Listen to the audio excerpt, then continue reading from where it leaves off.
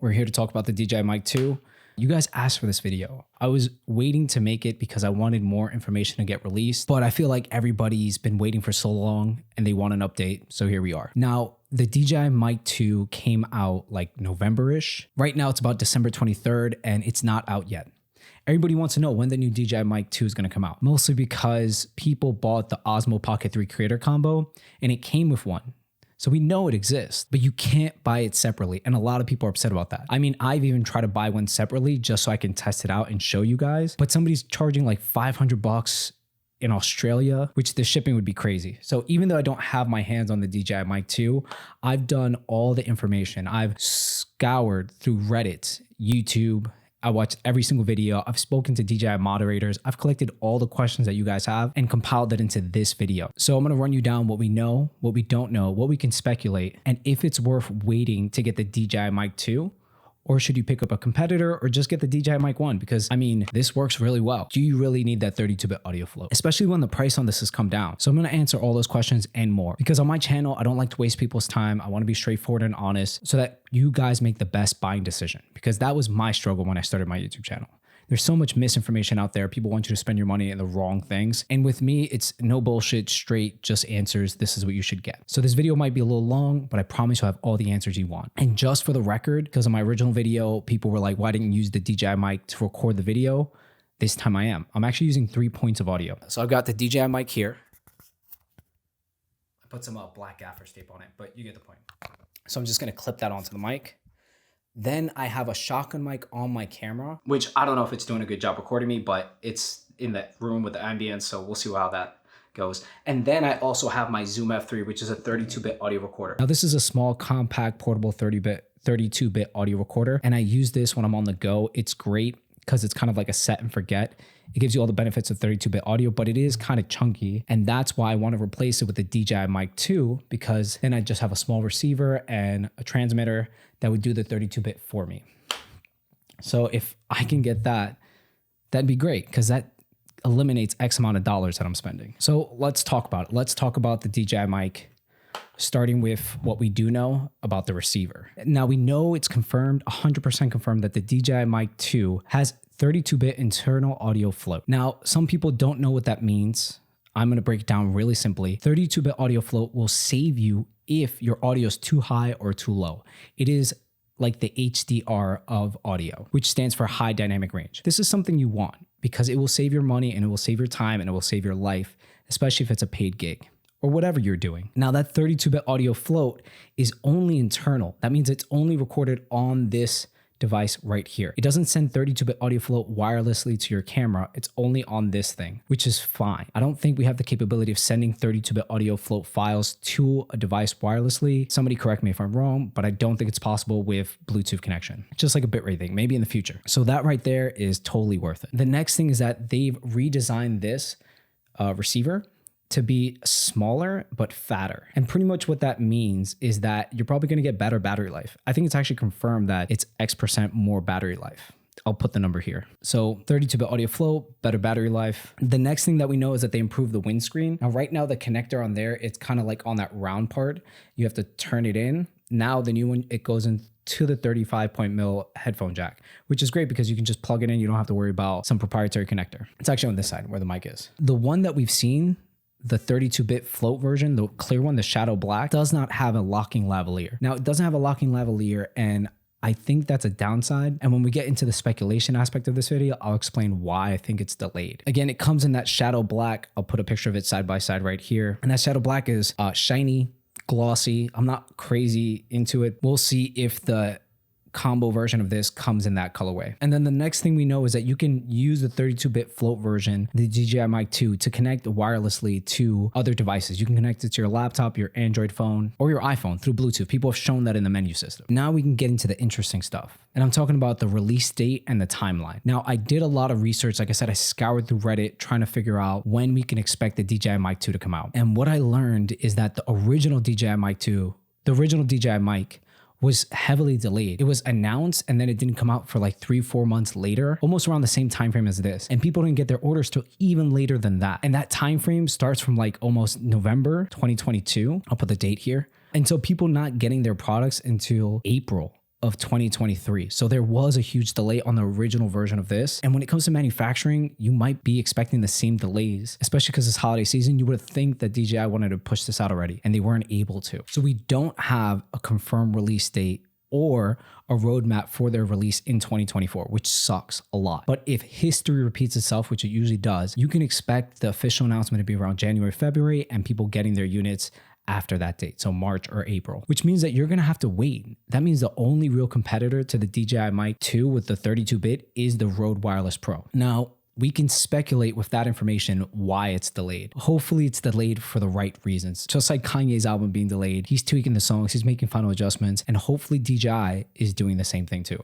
And I'm okay with that. I don't mind waiting for a product. Now, if they're delayed, it has to be because they want to add a locking lavalier to compete with DJI. That's got to be the reason why. Also, on top of that, they're changing the finish of their devices to maybe be rubbery like this one, so it lasts longer. And then the kit version has a charging case. Maybe they're trying to find a way to add wireless charging to it or data transfer. Those are three options that would blow Rode out of the water, because the Rode Pro kind of already does the data transfer feature. You just plug in the case via USB-C right here, and then it'll transfer all the files off of your thing. I'd love to have that as an option. Also, on the speculation standpoint, this receiver right here, this receiver is hopefully going to be upgraded in terms of the hot shoe. The hot shoe is not the best. We haven't seen any pictures on how they might update this hot shoe, but I'm looking forward to any type of update that they do just to make it more compatible.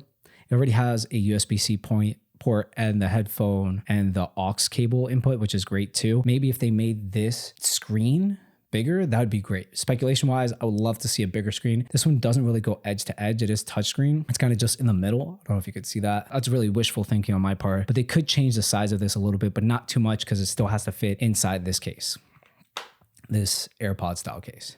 Also, speculation wise, we can assume that they're going to get rid of potentially the lightning connector. That could be another reason why it's delayed. That lightning connector that they give you is kind of obsolete now. I can't even pull it out. I'm trying to pull it out. Not going to come out. I'm not going to do it. I'm not going to waste my time. But the speculation could be that they're saving tons of money by removing that lightning connector, but they're waiting for more people to adopt the iPhone with the USB-C. And again, that's just my speculation based off of what I would do as a product designer at DJI. It's the right thing to do, honestly. Now, like I've been saying this whole video, I've been using the DJI mic. I've also been using two other audio sources as well. I switch between the three. I'll put it there so you can tell the difference, just so you know. But the DJI mic is a great mic. It really beats all of its competitors because of its size, form factor, ease of use, charging case. It is just the best solution. It's the AirPods of wireless mics. That being said, Rode has a 32-bit option, which is great too, because if I had that, I wouldn't have to have this big chunky, I say big and chunky loosely because this is pretty compact, and it lets me connect an XLR mic, which is very useful. But I wouldn't have to carry this around. I would be able to replace it with this. But that's not the case right now. I'm kind of stuck with both of them. So I personally could have got the Rode Pro. I could have got it, but I don't like the form factor. And then I started thinking, how come other manufacturers have not released their own version of 32-bit audio flow? Companies like Saramonic, Comica, Godox, and the list goes on. There's tons of people who release wireless lav systems in compact sizes similar to this. Like Godox has a nice one that's really compact. Comica's got some great options as well. They could be monopolizing on this time frame of no real competition for professionals and people like me who like need consistent audio but don't always have consistent environments. Right now you see this, it's nice and quiet. This is my girlfriend's place, it's not my place, but my place has tons of construction going on. Cars, honking, trains. Even here, I mean, I don't know if it's being picked up, but there's a surge protector that's constantly has like an electric whine that's always in the background of videos. It's obnoxious. So having 32-bit audio flow that gives you more dynamic range to correct things would be essential and a game changer. And more companies need to jump on it. I don't think it's a patent issue, but I might be wrong. So let's run it back. All the details of the things we do know, we don't know, and what we speculated. We don't know the official release date, but we can assume that the official release date is going to be an announcement around January, February, and a product availability of March or April, just based off of history. We can speculate that the delays are because they're adding a locking lav to compete with Rode, along with additional features on the case, like wireless charging or data transfer. Also, hopefully the retail unit of the combo one with the two receivers and the transmitter has a different finish. It's not the glossy one, but it won't really matter. That's just a preference. Yes, it does support 32-bit audio flow. It is a game changer and absolutely worth spending the money on it. Anything else regards the windscreen getting plugged in or the shape of the body is really just an aesthetic change. Doesn't affect the functionality functionality and the point that is the best, smallest, lightweight, compact system. So knowing all that, should you pick up a competitor's product? Should you pick up the DJI Mic version 1 or should you wait for the DJI Mic 2? And the truth is that it depends on you. I hate when people say that, but in this case, it's true. If you do talking head videos in your apartment, in a studio space, and you're using an XLR mic, you're better off getting something like the Zoom F3. The Zoom F3 does everything I need to do. It's small, it's lightweight, it's portable, even though I gave it some shit. It's easy, plug and play, idiot proof, especially for XLR mics. Now, if you don't use XLR mics, you're not sitting down, you're moving around and you need to talk into something and you're outside. I'm talking about outside in public, whether you're doing street interviews, whether you're at the gym, whether you're doing professional interviews or weddings, you should get a 32-bit audio recorder like the Rode Pro. You don't have to wait for the DJI one because the Rode Pro does everything you need it to do. And because it has locking lavs, you're already in that professional space anyway. You can just clip it on to your belt or your person and then run the lav, just like old school stuff, but with 32-bit internal flow audio backup, which is a game changer. I can't really recommend any other competitors because they don't have 32-bit audio flow. It really is between the Rode Pro and the DJI Mic.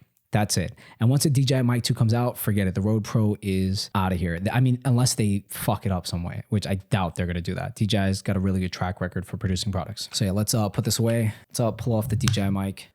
I have no windscreen on this, so hopefully I'm not causing tons of plosives. But yeah, like I said, the DJI Mic's great because I can move around and I don't lose my audio source, but I don't use these enough. I typically have them when I'm at the gym and I'm working out, and that's when I have it on me, and they've done great. They've done great. I have no qualms with them. I love the DJI mics, and I still am planning to sell these DJI mics once I get the opportunity to get my hands on the DJI Mic 2. Again, I don't have access to a DJI Mic 2 because nobody does. I either have to spend $700 on a creator combo, which is not feasible. It doesn't make sense. Or I need to buy one used for like $500 from Australia, which is also not an option. So if you're watching this video and you have the DJI Mic 2 and you don't need it, you don't want it, you don't use it, you want to let me borrow it so I can make a comparison video, let me know. Let me know. I'll be glad to make a video regarding these two, sound quality comparisons, etc.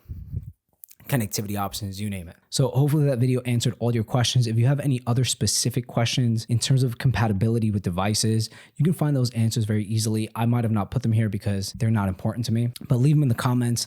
If I don't answer them, somebody else will. Remember, like, comment, subscribe, and remember, if I win, you win.